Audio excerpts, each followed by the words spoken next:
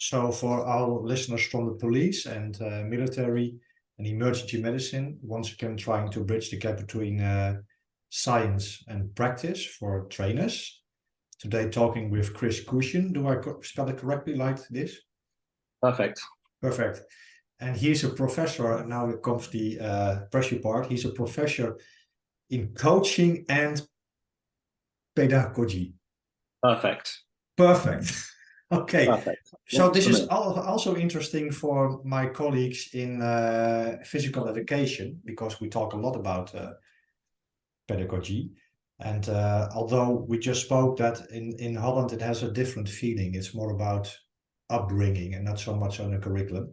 However, Chris has written beautiful, inspiring articles, and I just read one title to make you a little inspired. And this is Changing Police Personal Safety Training. So changing police personal safety training, that should trigger you already, trainers. And then the second part, using scenario-based training. So we have to change police training and we use scenario-based training. I think that's already great topics. And then for listeners, I want to preload you with some other questions I would like to talk about, and then we just start with it. That is, what is scenario-based training? Because in the military in Holland and in police and in emergency medicine, there is a lot of talk about scenario-based training, what it is and what it is not. Do we need techniques first? What is the difference between performance and learning? The problems with perfect technique.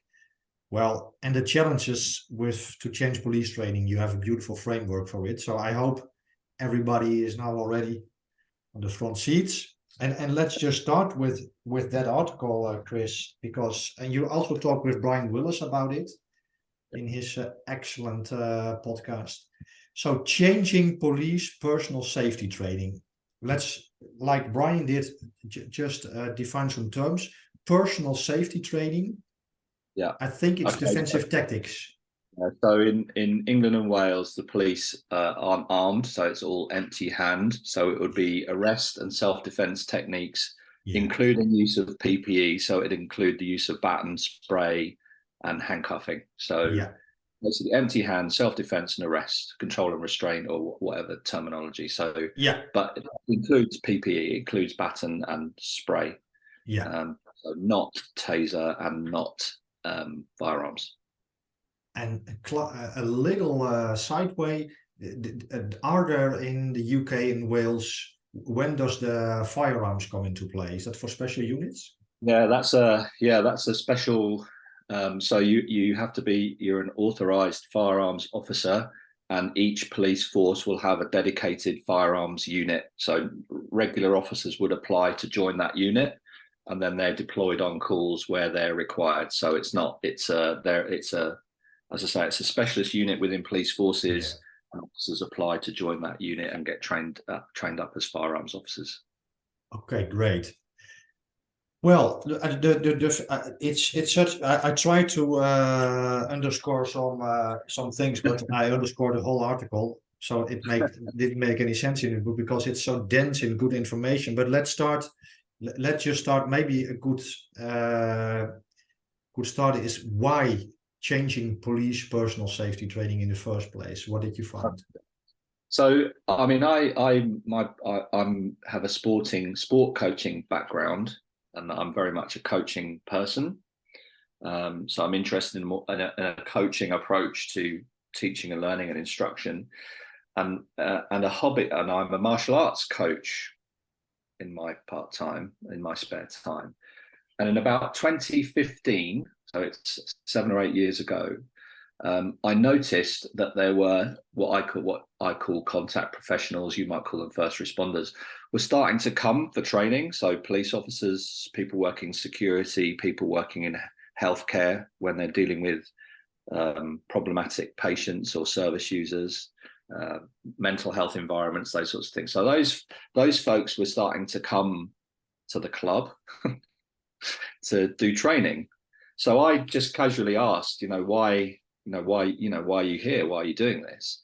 And pretty much all of them said the training that we get with our job doesn't work for us. It's not fit for purpose. You know, we don't stuff it. It's not relevant what we learn, and we don't feel confident with what we're being taught.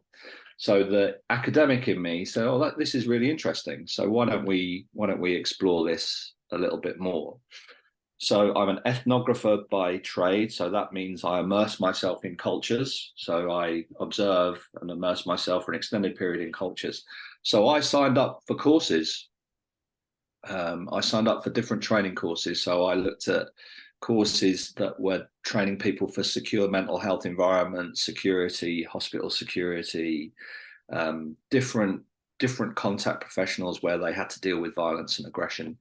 And this included the police. So I managed to speak to a police force and basically said, can I do the training, essentially. This is in England. And I also went to the US and I did some training in the US, the empty hand or the arrest and self-defense. And the police one was particularly interesting. So looking at how the course was delivered, the structure of the course. So the police officers typically have between a 5 and 10 basic training program. And then once a year, they have a 2-day refresher course. So I took part in 3 or 4 of the 2-day refreshers. So as a participant, so I did it as a learner. And that article is available. I think it came out in 2016 or 2017, if people want to read that in more detail. But I wrote up the findings of that study, if you will, and just looked at the data. And the data told me that despite the huge time pressure on trainers, about half the time was spent standing around, listening to war stories, talking about problems, not actually practicing anything. So half the time wasn't being spent doing practice.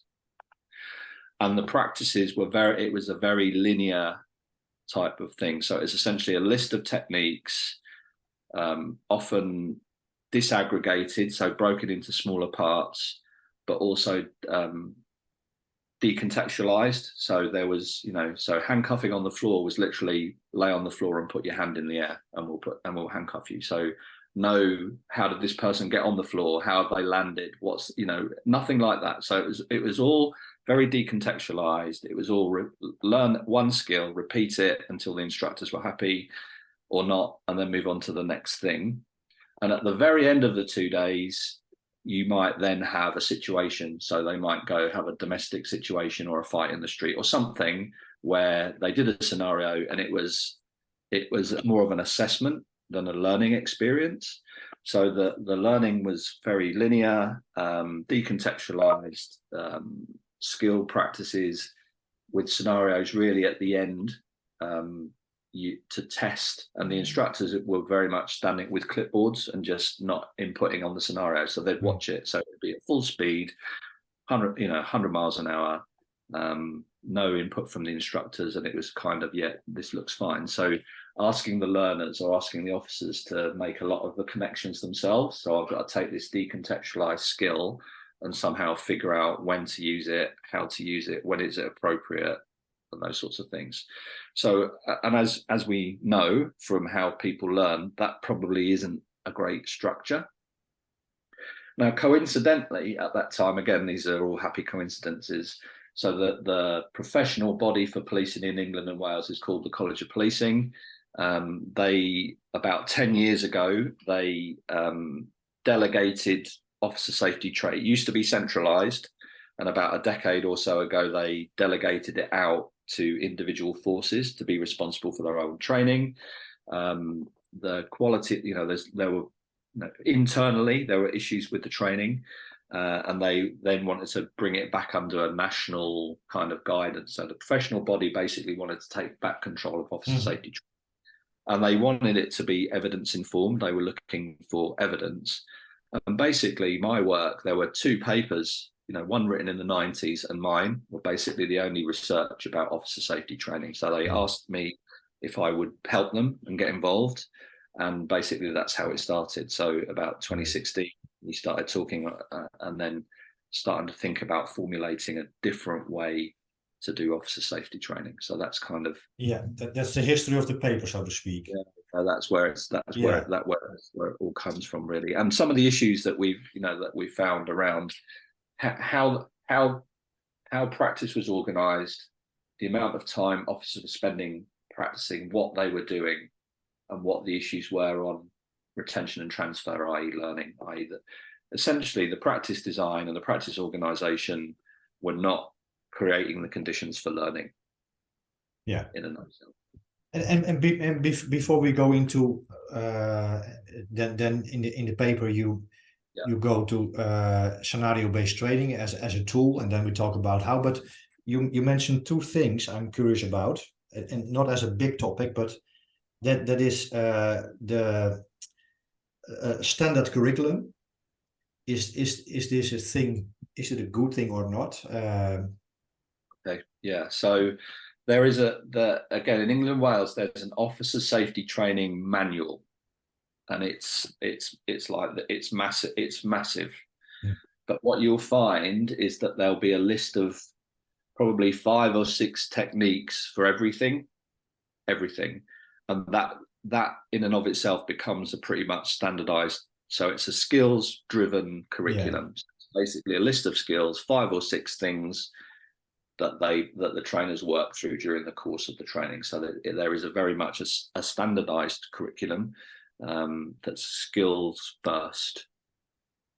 Yeah, but is there a pro? Is there a because of my English I have not the right words, but is there something good in?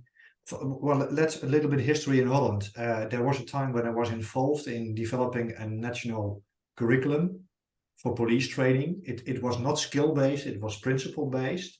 But when we went along, we had also the feeling if we make that reader, that syllabus, that curriculum, then in lawsuits, everywhere police uses violence, it becomes like a... Yeah, there you go. A copy thing, yeah. Yeah, we have the same issue here. So a lot of techniques, I mean, I was with a force recently supporting them transitioning to more scenario-based training, and they literally had a manual with photographs in it. Yeah. So they had photographs of different techniques, and the instructors basically had to make sure their learners looked like the photograph. Yeah. And it was very standardized, and they couldn't deviate away from this. And it was there's a, the law, policy and the law are not the same things. No. Right.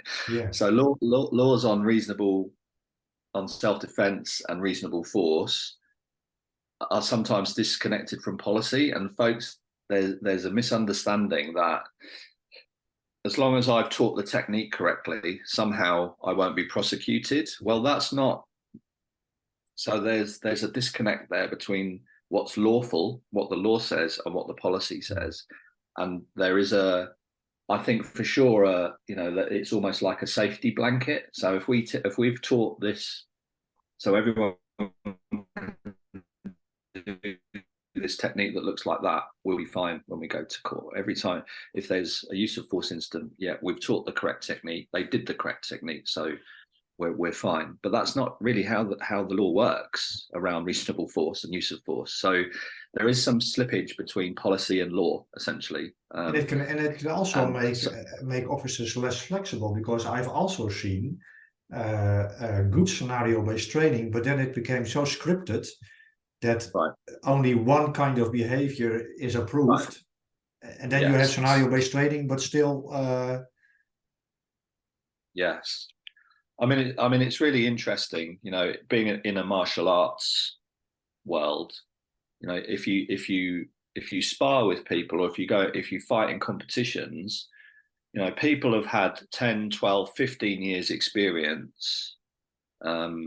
Will have go-to moves, right? They'll have 3 or 4 things that they really use the most, that they're always looking for.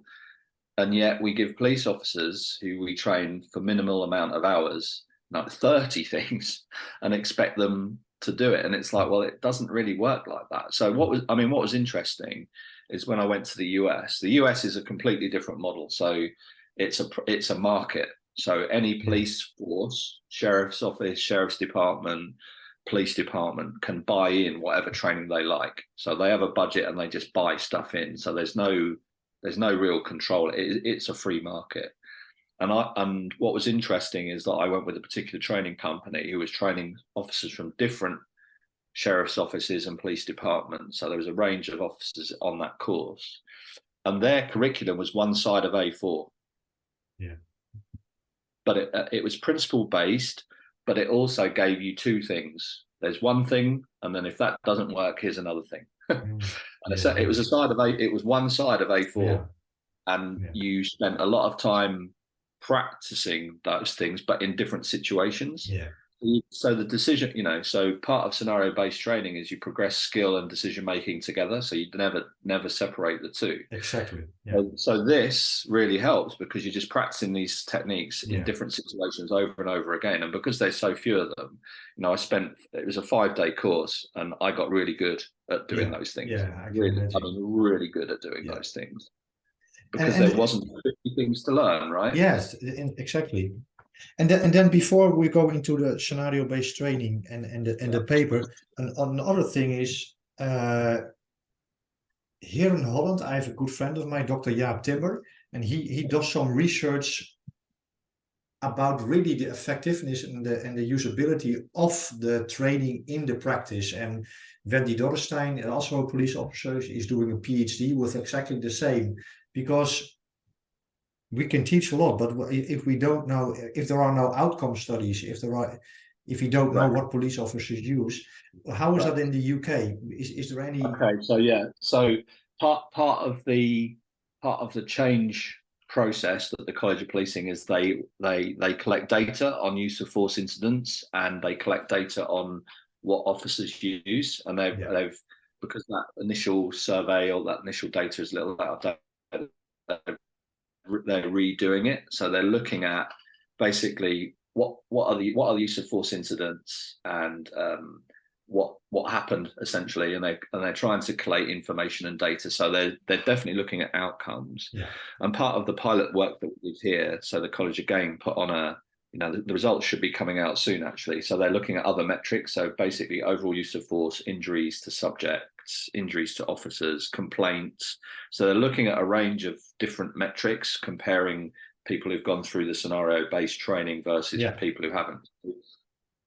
I've not seen the data, but the data I think is very, very supportive of the change in training. But that's going to be around so it's going to be coming out soon. So we'll be able to share that and looking at how some of these metrics have been affected by training. Yeah, because you definitely need to measure the effect of the training, right? Yeah, of course. Yeah. Then it can it become a cycle, a loop to inform each other, right? Okay. Then, I mean, again, what's interesting is go on. Yeah. No. Go. What? I'm not. I mean, it's interesting. So that particular force who were really, really bound to the manual, to the techniques. When you went and watched the officers training, they were doing things in the training room, certain takedowns, and it's like, is that in the manual? It's like, no. Okay. So the officers were improvising and doing stuff that, like, okay, I'm not sure I would do, so the techniques were fine, but then it's like, crikey, is that the best way to deal with that situation? And then you ask them, is that in the manual? And they generally say, no, we don't teach that. And it's like, right, but they're doing it. So you have this, people do what they need to do. And particularly if you put them under a little bit of pressure, right? So, they'll have, goal directed behavior. They'll try and achieve their goal by doing something. Yeah. Probably won't be from the manual. No. I have the same experience as a martial artist. I grew up in karate, right? For example, and then after 15 years, I started to do boxing and kickboxing. But when push came to shove, I always went back to a kind of karate stance, and now I'm doing grappling a lot. And now, if the pressure is high, I just grapple. So you can teach me anything, but what you did so long is so in your body, eh? Well, I think that's a really interesting point. We talk about And in the paper and in both papers, really, we talk about this difference between performance and learning. And learning is retention and transfer, right? Yeah. So if you retain something and transfer it, so you take it from the training room and apply it in a situation, you've actually learned it. So, and people talk about, I default back to this or I default back to that. Well, actually, you default back to the thing you've actually learned. Yeah. And the thing you didn't learn, you don't use. That's the point. Yeah. Isn't it? So when, so retention and transfer is what learning is, whether that's knowledge, understanding, or skills. Yes. Can I take, is there a relatively permanent change, and is it retained and transferred? So the thing you default back to is actually the thing that you actually learned. Yes. And the thing that goes out the window really is evidence that you didn't learn it in the first place, right? Yeah. And the big question, of course, then is how to take care of the retention and the transfer. But maybe that's a good step to scenario-based training. But because if I understand it correctly, so there was something wrong with the training could become better, and then you start to talk about scenario-based training. Can you just, because there are so many great topics only in this paragraph already, but I will try to sit on my hands. What is scenario-based training and what is it not? And we have on the second half, because we do two halves like a soccer game, we have 8 minutes left just to start with scenario-based training. What is it and what not? So scenario-based training, for me, authentic scenario-based training is an entire pedagogical approach. So it's something in which you place all of your training, and essentially it's reproducing.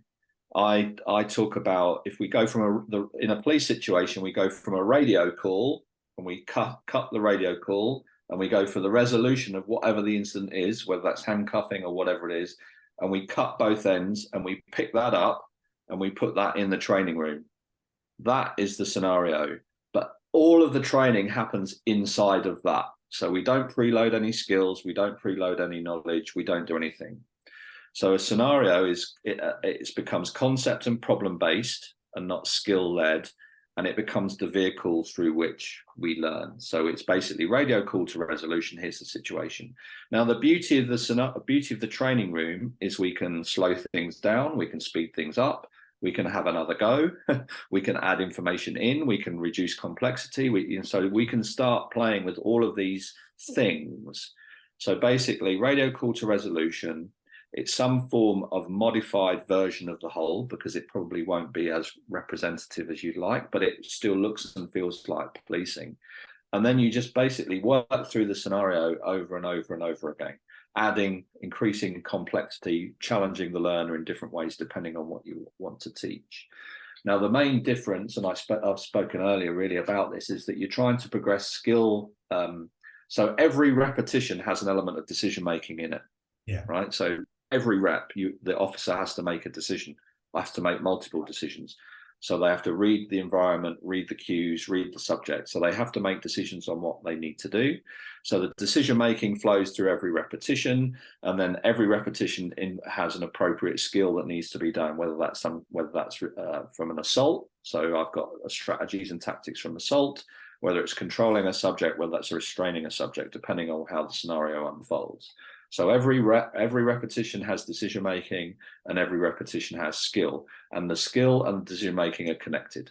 So I know at this point I need to put my hands on this person. I know at this point I need to not get knocked out. I know at this point I need to put some kind of mechanical restraint on them, because it's worked through and I've just ended up at this space. Now, what we can do, of course, because it's the training room, if there are elements of skill that we want to add in, if officers are struggling with a particular technique or skill, or they're struggling with the decision making, we can modify the scenario to emphasize that. So we can put conditions in that say you have to do this or you have to do that, or you can start just manipulating the environment. So essentially, the scenario becomes the complete thing for everything we want to learn. Now, if we want to talk about the law, if we want to talk about a theoretical subject, it might be crisis management or verbal de-escalation or elements of law. We can just pause at this point and say, okay, is that lawful? What's the legal situation here? And if the students or the learners are struggling, and say, well, let's stop there. Let's go and talk about the law a little bit over here, and then we can come back. And now we know whether things. So basically, you insert knowledge and skills when it becomes needed. And that's important. And an important part of learning is the learner understanding. So not only are they understanding the thing they're trying to learn, they're also understanding the importance of the thing they're trying to learn. So why do I need to know this at this point? Why do I need to? So that understanding piece is really important, and and it's embodied, so they experience it physically. So they might be challenged they might have to deal with someone in crisis. They might have to verbally, whatever it is. Yeah. They realize that they need a skill, or they realize that they need a piece of knowledge, and that understanding makes their operant attention. So they're attending to something, and it makes them very receptive to receiving the information, rather than trying to recall a PowerPoint presentation they had 3 hours ago. Yeah. Yeah. Trying to make sense of it, because it's all happening in the moment, and because it's all connected together, their understanding and operant attention is really high. So basically, skill, decision making, and knowledge progress together. Scenario-based training is the whole thing, is the vehicle that carries all of that training. So there's no front loading of skill, there's no front loading of knowledge. Everything is inserted when it's needed within the scenario. Yeah. So, and it reminds me a lot, and maybe in the second half we can talk a little bit about other models in physical education, like teaching games for understanding. But also nowadays the constraint-led approach from ecological psychology, action perception coupling. Okay. Yeah. So I would say that it's definitely. So I have a sporting background, so this is grounded in TGFU. It's grounded in teaching games for understanding. Less constraints-led approach. So it has a pedagogical focus rather than an ecological dynamics focus, I would say, from my perspective. That's not to say that you couldn't use CLA or ecological dynamics, but my perspective is more of a pedagogical. What is? I'm not sure if we can tackle this in 3 minutes, but what is for you the difference between seeing it from a CLA perspective or? Yeah. Well, yeah, and I'm sure we can tackle it. That's a whole nother. I know there are papers. That's a whole other talk. Essentially, there's method and epistemology. So there's how to do something, and there's the theoretical explanation for it. So I've talked about this before in terms of constructing the learn environment, adding conditions, constraining, whatever you want to do it. So it's different words for the same thing. So I think methodologically, these approaches are very similar. Yeah. Where they diverge is the kind of the epistemological space. So the theoretical explanation as to why it works and how it works. So for various reasons, I'm not always satisfied with ecological dynamics as a theoretical explanation and the evidence base that underpins it. I'm more comfortable with the pedagogical or the learning space and the evidence that underpins that. So but from my perspective, it's about what practitioners do. Yeah. And we can have an interesting academic discussion on why and the theory that underpins it. But in many ways, what you do is very similar in terms of constructing the learning environment. The explanation about why it works and the evidence that supports it there's a dotted line. And that's when you kind of separate into that kind of learning theory, pedagogical space versus an ecological dynamics or CLA space. So that's, for me, that's kind of a separate discussion. Yes, it is. But it's intriguing also. It's it's a fascinating space. But you for the trainer, working with instructors, I want them to be good at doing stuff. Yes. And at some point or other, we can talk about why it works or how it works. Great. But they need to be good at the doing stuff, and that's kind of where I try to sit really, about the application and the principles of application. Just change the world by our distinction between teaching games and constraint-led. Yes. But now we move on. We already talked about what scenario training scenario-based training is, but I think we did not mention what it is not and how it still can be brought into under the traditional training paradigm. Okay. So what I see is very often people still. So what it is not, it's not front loading skills. So there's not a block of skills, decontextualized skills training then put into a scenario at the end. So it's not something to test learning. It's not something that you use for assessment. So very often I might see a block of decontextualized skills training and then some form of scenario at the end. It isn't something where you just do one attempt and then stop. So that's not scenario-based training. This is about multiple repetitions of the same task. Now, what that means is that you can, again, because this is because in the training room you're in control of it, you might, it's still from radio call to resolution. So you can use the fast forward button. You can move people to different parts of the scenario, but it still plays through. And the idea is that you get repetition without it almost. So you're doing reps of the same scenario. So again, very often I see people run a scenario once, maybe for 3 or 4 minutes, and then spend 10 minutes debriefing it and then change the scenario. So it's like, well, that's really not, you're using scenarios, but that's not scenario-based training. So authentic scenario-based training is the vehicle in which all of the training sits. It's not something that you use to help the learners understand or assess. It's basically the basis for the training. And within the scenario training, there is feedback, I think. Yes. Yeah, of course. So again, that's so so we talk about coaching in the scenario and coaching through the scenario. So there's 2 different ways of looking at this.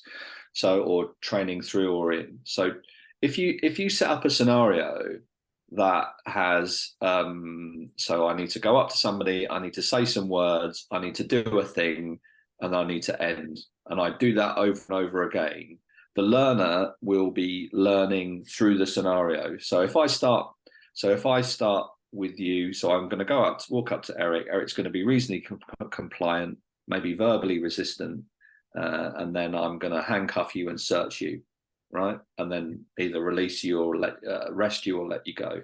That's the scenario. But I can start through the scenario. I can say, well, actually, I want you to be abusive now, not just verbally resistant. Now I want you to be just awkward physically. And I can start adding layers without adding any instruction or feedback or anything. And the learners are in, coaching in the scenario or through the scenario. So the scenario is presenting problems. They're figuring out the solution. They're working out what's happening.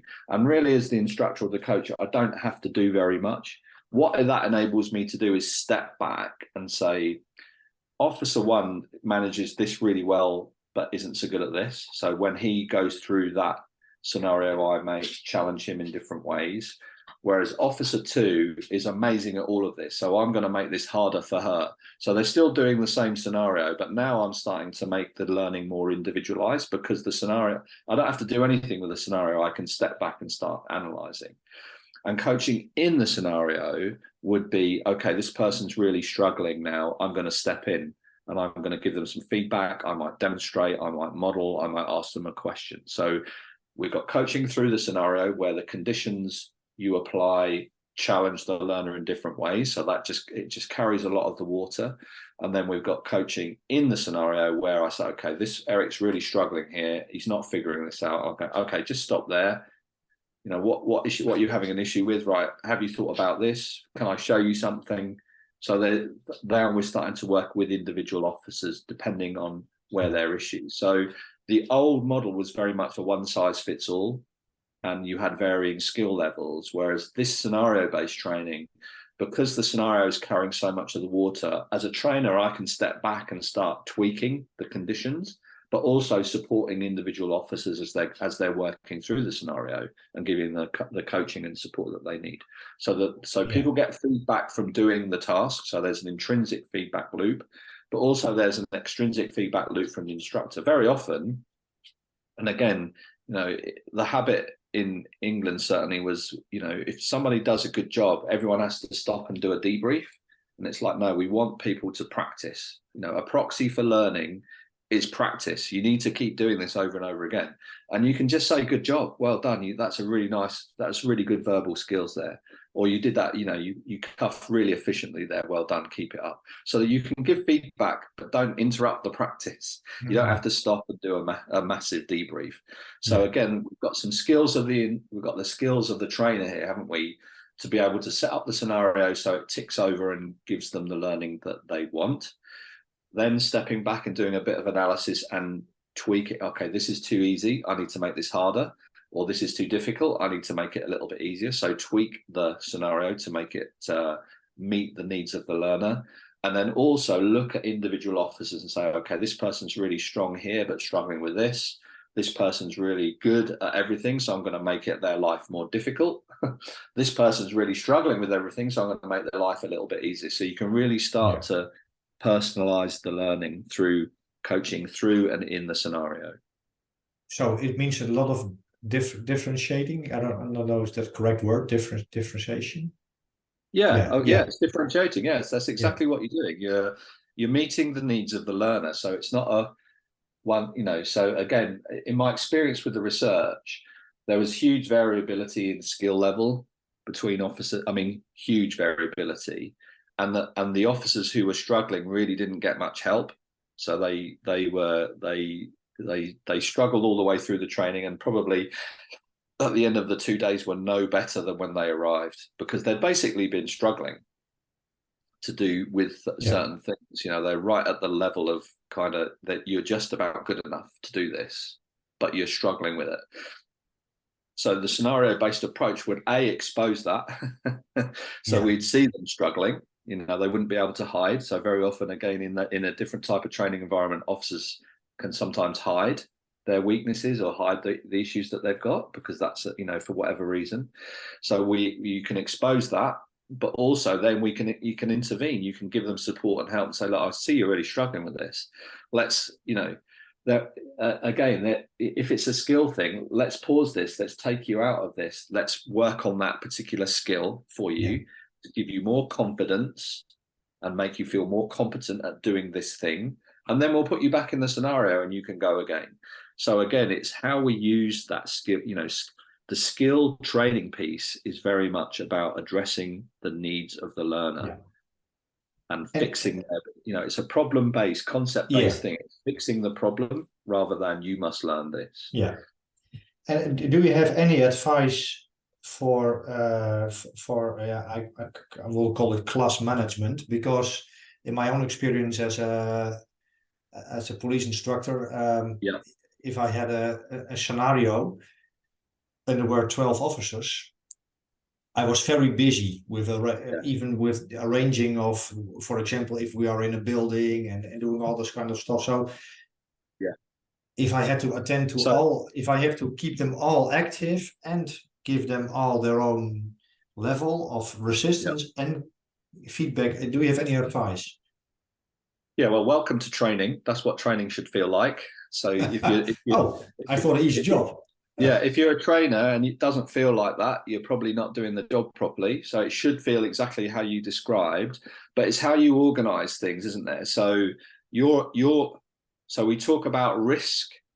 So risk to subject, risk to officer, that needs more of your attention and needs more of your oversight than stuff that's lower risk. So if we're talking about verbal de-escalation, verbal resistance, like really low level, get off me, really low level physical, and that doesn't need a huge amount. I can keep my eye on it, but I don't need to be on it. Whereas stuff that's higher risk and is more kinetic, I absolutely need to control it. But of course, how we do that is we manage the speed and the intensity of it. So we can do high risk, but low intensity. So we could have an edged weapon attack, but we do it at the speed of 2. So we control the speed. So I can stab you at the speed of 2 or 3. So again, what a common mistake is, the instructors don't control the speed of the scenario, particularly in the high risk stuff. So you can start at slower speed and then again say, okay, well, let's move that to a 4, let's move it to a 5. In the training room, you probably never go higher than 6. You know, you might have gear, you might have suits or whatever, but for me, you know, speed of 6 is good enough. Speed of 6, you know, gets all of the responses you're looking for physically.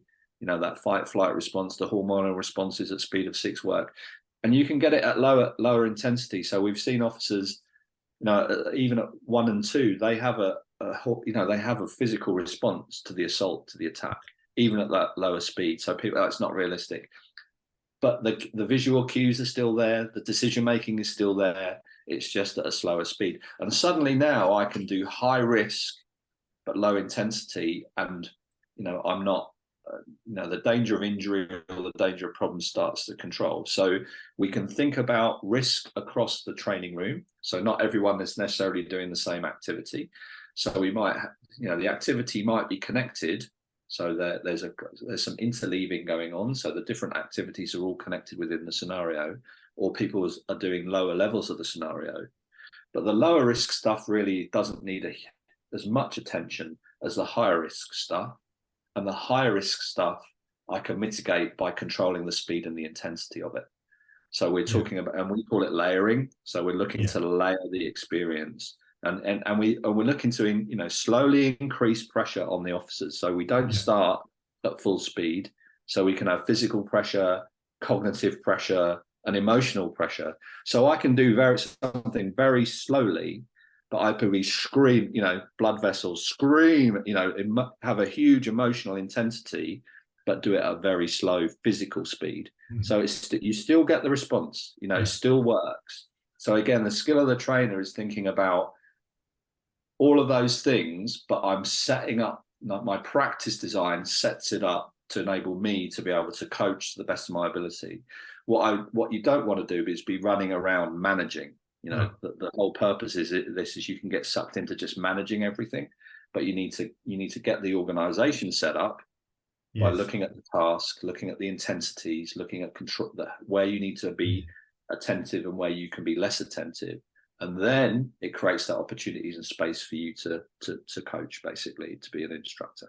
And do you have any preference for a certain kind of feedback? Because there are many ways to give feedback. You can just give them feedback. You can reinforce behaviors, or you can ask questions. Do you have any preference? Yeah. So again, we're trying to put the learning in the hands of the learner. So all of that is available. So we can use all of those things are available. Sometimes people just need to be told. Sometimes, you know, if you want to reinforce a particular behavior, you can do it that way. But this approach really is about giving the ownership of the learning to the learner. So the officers think about their own issues and own problems, and we're helping them to figure those things out. Because on a wet Wednesday night at 10, you know, dark, cold, wet, I'm not going to be there with the answers. They need to work that out. So a part of this is, you know, we talk a little bit about adaptive expertise. Part of this is about being reflective, thinking about problem solving. So we try and shape the feedback in that structure. So we have a what, when, why. So what's happening, when's it happening, why is it happening, and then what's the solution. So we then try to get that kind of process, that reflective process. And again, if the officer's struggling, if the learner's struggling, we might need to demonstrate, give them some feedback that is, corrective feedback, whatever it is. But again, it's driven by what and who's standing in front of me. If someone's figuring it out for themselves, I'm going to let them carry on. I'm not going to impose myself on the learner until they need it. If they're going, I don't really, you know, you can see it. I don't really know what's happening. Okay, well, watch this. How about this? Why don't I show you something? So you can bring all these other behaviors to bear, but it aligns with the needs of the learner. So all of that stuff, Eric, is on the table. I think you can offer feedback in lots of different ways, but my preference would be to go down a questioning route first and see where the learner's at before I suddenly decide for them that I'm just going to tell them or I'm going to reinforce or whatever it is. Those other things are available, but I need to check where they're at with it. So we have that what's happening, Where's it happening? When's it happening? Why is it happening? How are we going to fix it? What do we need to do? And once we get there, very often they'll, yeah, fine. Yeah. Or let me show you a different way, or have you thought about that? So that those other behaviors then become available to us. But there's not a, I'm always starting with the learner first and then working out rather than starting with me. It's not about me, it's about them. I'm not starting with me as the trainer. Let me tell you everything I know about this. Well, so what, you know, who cares? You know, there are some really skillful and knowledgeable trainers who just want to tell everybody what they know. But the learners don't necessarily need that. What they need is you to fix the problem they're having for them right now. And that might be just asking them some questions and helping them figure it out for themselves. And what does this mean for trainer education? Because you get a kind of different role and different modalities. And what is required? Of course, you've written a whole paper about it, and it's you have a lot of thought. But in my experience as a trainer and teacher, to do that job correctly, it requires, you know, a game knowledge, so to speak, and you have to. And but so there's a lot of things it requires from police trainers for trainer education. Maybe you can talk about a little bit, but especially two things about the role of reflection as a trainer in becoming a better training. So what is reflection, self-reflection, and maybe that's a good starting point. Fine. No, I totally get this. I think in my experience over the last 8 years, there's basically 3 loops here. We're in a 3-loop scenario. The first loop is recognizing that the training that you know, everyone's doing their best, and you don't want to be critical. So you train, you know, you base your training on what was the best information at the time, and things become habits, and we kind of move into a particular paradigm, which in police training particularly tends to be skills first, and you know, that kind of thing. So the first loop is recognition that might not be optimal for learning, right? So that's the first loop. That's the first challenge. The second challenge is recognizing that random and variable practice or scenario-based training is a solution, and understanding what it is and what it isn't. That's the second loop. And the third loop is getting good at doing scenario-based training. So there's 3 loops. Yeah. And I come across trainers in, you know, who at the beginning of the loop or in the middle are still. So there's, you know, so I guess the first thing is understanding where you are. You know, do I accept? Can I look at my training and go, do you know what? No, this might not be optimal for learning. It might not be the best way to do things. So that's the first big thing.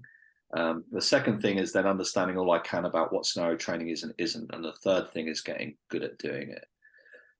So we need to take, again, with the pilot work in England, you know, we did a 5-day upskill course with existing trainers. And the first 2 days, it took 2 days to go through the first loop. Yeah. It took 2 days of like, this isn't going to work, and what we're doing is fine, and you know, why are we not front loading skills, and people can't do this without learning this, you know, all of this stuff. And we do it by just we run the training as, you know, it's scenario based training. So, and we insert the content. So we model the scenarios, we deliver it, we get them to start doing parts of it and just work them through. So by day 4 and 5, we're in the third loop. We're trying to make you better at delivering scenario-based training. So I think there's definitely some loops to go through to get to this place. So the training needs to address those loops. You need to challenge in a safe and supportive way. We need to challenge trainers' training methods and talk about how people learn and how does what you're doing align to that. So we need to kind of be transformative in that space. We then need to, okay, let's be clear about what it is and what it isn't. And now let's practice having a go at delivering it. Let's support you. Let's coach you and make you better. So we'll model it for you. We'll give you some demonstration. So it's a very, so And we're currently working on the new trainer course, which will be longer, but it's going to be the same principle. It'll be the same principle, but it's all wrapped up in, modeling the scenario, delivering the scenario, thinking about how you're working, thinking about your behavior, thinking about practice design, all of these things. So there's some content pieces there, but also the order that you need to go through them. Now, the reflection piece is, what are you what are you doing and why are you doing it, really? So let's look at the training that you're doing, and let's ask questions about why you're doing. What are the outcomes that you're expecting to get from this? What problems are you encountering? So I think that's a skill. I think you need to encourage people to do it, and they need to practice doing it. So the reflective piece is so important for trainers. And we just say, I'll just reflect on this without really giving people structure. So the questions, what, where, when, why, how, that might be a structure, but also really understanding what's happening with my learners, how am I influencing that? So what am I doing and why am I doing it, really, are those really important questions to start thinking about, looking at the training rather than just delivering it and walking away at the end going, I've done a great job with this. And you also mentioned, and this is maybe a little bit nerdy, but you mentioned in one of your articles that, I think in the Foucault article, but even becoming a trainer in that paradigm, for as a facilitator, as a coach, you're not neutral. No, of course not. You're always in the kind of you're always carrying the imprint of your experiences, and what you need to do, and we can never get away from that. Nobody's ever going to be neutral, and that's fine. But what we need to do is be upfront from where we're coming from, right? So again, working with police officers, I'm upfront about where I'm coming from. These are my assumptions about learning. This is where I'm coming from, and this is the lens that I'm looking through. So I put it's up front and center. So it's not implicit. And again, just that exercise really is really useful. Getting people to talk about their, why, it's what do you understand about how people learn? What do you understand about how you're practicing? Just talk to me about that. And it makes this stuff explicit rather than, it's very implicit, isn't it? At the moment, we don't really talk about that. We don't talk about. So when, for me, one of the interesting observations is police trainers, in my experience, talk about the what. So it's all about techniques and skills, the what about this hold or that's, that, or, so we can talk forever about the curriculum, the what, but the conversations about, well, how do we teach this, just don't happen. So for me, it's just dragging I don't really care. Scenario-based training is technique neutral. So you need to hold this person. How you hold them, I don't care. I just don't care. It's like, how do we teach the person to do this hold? That's what I'm interested in, not what you do. So we've tried to be deliberately agnostic or neutral on technique and not really comment on technique, and say, right, so we work through a scenario where at this point you need to put hands on this person. What now are you going to do? So the conversation is always about how we learn this, not what the thing we learn. Whereas in my experience, the trainer conversation is the other way around. It's always about, well, how do I put this hold on, and what about this arm bar, and what about this? And it's more about what and less about how. So for me, it's flipping that around. I don't care what. I'm really interested in how you're setting up the learning. Can we even go a little bit further by asking the question, why are you doing this? Because of course. I mean, the why question can be quite challenging to people. So you have to, you wouldn't necessarily blurt it out straight away, but that can be quite the why question is, we need to get to that question. So that's why Yeah. I always end up with what, when, where, and Yeah. then why. Yeah. I don't start with why. What are you doing? Where are you doing it? When, Yeah. and now we get to why. Okay, Yeah. well, that's the thing. I mean, what I will say about scenario-based training is it's a really useful tool. So my focus is on the how to teach, how to coach space. But what scenario-based training does do is it does start to expose the what a little bit, Yeah. because you're doing the whole thing, right? So Yeah. if we're handcuffing on the floor, something's happened. We need someone needs to get on the floor. I need to get control of them on the floor, and then so now there's a whole chain of things that have happened before I put the handcuffs on.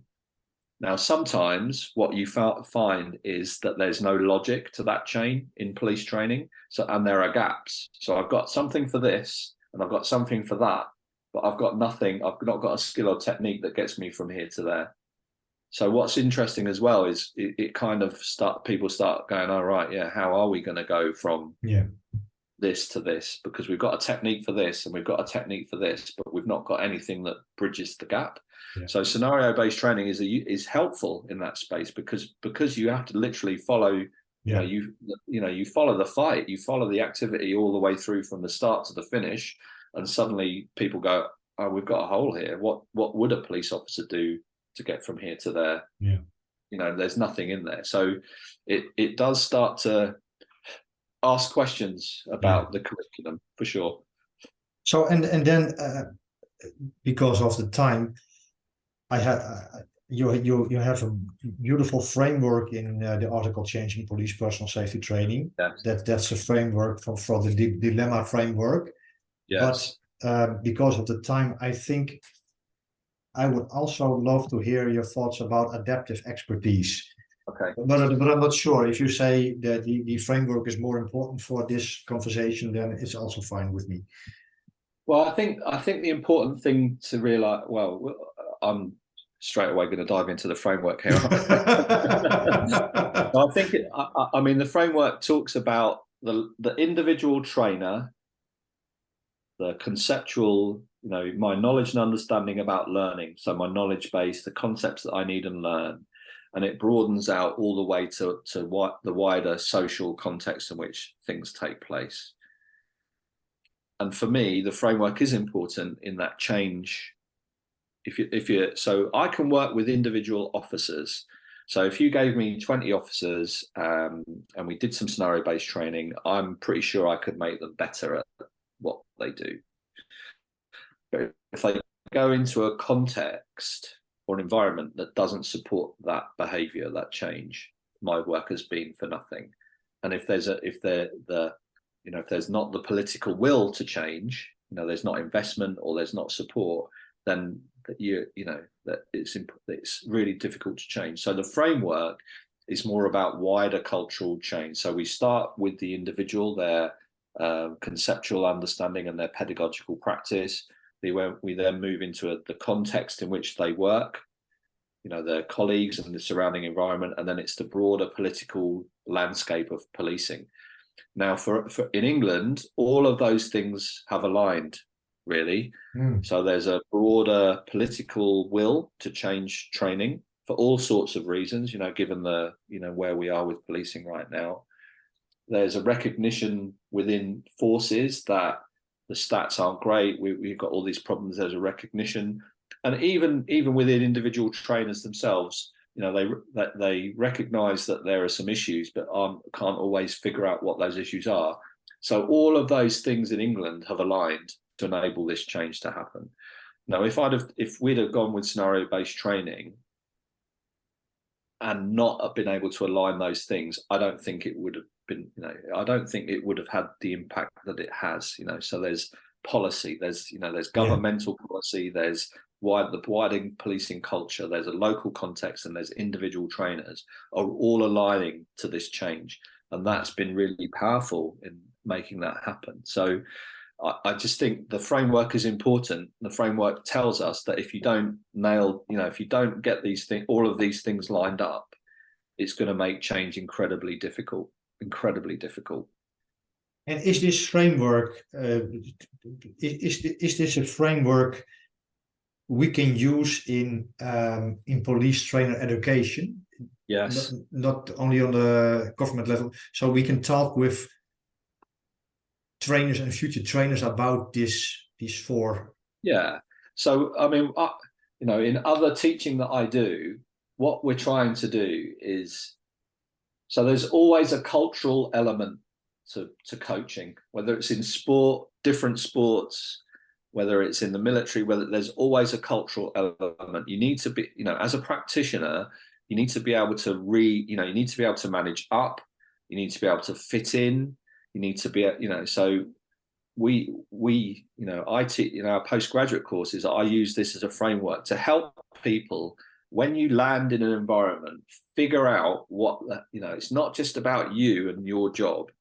You need to fit into that space. That space fits into a broader culture, and there's some other, there's other agendas. So you need to be aware of that stuff. You need to get your head up and say, okay, so all of that stuff, other authors are talking about that social press. There's a press on how you can behave and how you can practice. So you need to be able to read the landscape. So for me, I think it's a valuable tool to enable individuals to be aware of and read the landscape and then adjust accordingly, right? So then you can adjust accordingly and enable you to kind of fit in. And basically, it's about playing the game a little bit. If you understand the game, you can play it a lot better than if you don't. And this is a tool that helps you understand how that, whether it's around funding, whether it's around politics, whether it's around particular cultures, practice cultures, whether it's about knowledge and understanding. You just get a sense of, it's a tool that you can use just to help you read the environment, understand the environment that you're in, and then adjust accordingly to it. So I think for me, it's been a very valuable tool, and it's something that we give to our students to help them, be able to adapt to new environments, or when they get a job, or being able to fit in and be really effective practitioners from the get-go. And do you have is there course material available in your papers or for trainer education? Yeah, that's a really good. So yeah, at the moment you need to come to Loughborough and do the course. So I've not published any of the material. So the stuff that I use to teach this is not available in a published form. But that's a really good suggestion. Maybe I need to write it up and get it out there so people can use it in a more practical space. So, but again, if I'm going into any environment and I'm looking at, so people ask me to come and look at coaching or training, that's the framework that I use. I start at the level of the individual, and then we work up and we say and try and understand what's happening in this space. So it isn't just about upskilling individual trainers. That's important, but that on its own isn't going to be enough to change practice. And arguably, maybe that's why it's so difficult to make change. So a lot of this stuff seems so obvious and seems so common sense to do. Why aren't we doing it? Well, there's some all other levels here. Yeah. You need to manage upwards. You need to get buy-in from management. You need to get political buy-in for why you're doing it. So, there's a whole load of levels as to how you can enact change and change cultures. So for me, it's a useful, diagnostic tool. I think I use it to really understand environments I'm in, and we teach it, give it to our students so that when they land in a new space, they can figure out really quickly what's happening here, who's important, what's important, and how do I fit into that. Yeah, it's great. I think in teacher education, yes, it's great. So, Chris, we've talked about a lot, and I would love to deep dive in an adaptive coaching expertise and so on. But then I think we have to talk another time. Yeah, maybe that's another talk we can talk about. Because I think it's important, and yes. Yeah. Do we have any close? Sorry. Yeah. Yeah. I mean, what I would say is that scenario-based training, as we've discussed today, aligns really nicely with that, adaptive expertise. It's, the training's integrated. It foregrounds practical. It foregrounds thinking, decision-making, reflection. it's concept based. So all of those things connect really nicely with developing adaptive expertise rather than procedural expertise. So procedural expertise is really good at following a list. Adaptive expertise is more about that problem solving piece, and in my experience, police officers are solving problems constantly. They're presented with problems constantly, and they need to be able to apply their knowledge and understanding to fix problems.